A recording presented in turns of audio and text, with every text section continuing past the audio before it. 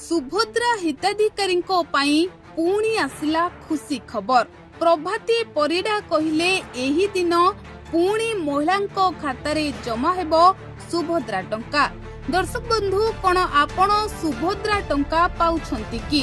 तेबे एही खबर आपणंको पई निहाती भाबरे खुशी खबर, कारण पुणी थरे अकाउंट को आसीबो सुभद्रा टंका। पुणी महिला पाइबे सुभद्रा टंका। एने उप मुख्यमंत्री प्रभाती परिडा करिछंती बड़ घोषणा।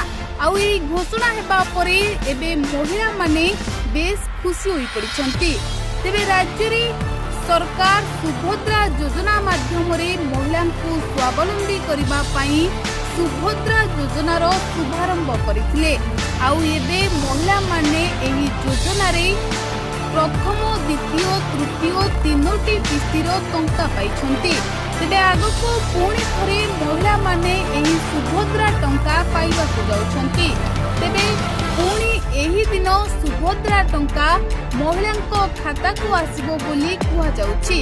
तेबे जेउ माने द्वितीय किस्तिर टंका पाइ नाहंती, प्रभाती परिडा कहछंती घरे घरे सभेबो एवं सेमाने मध्य सुभद्रा टंका पाइबे।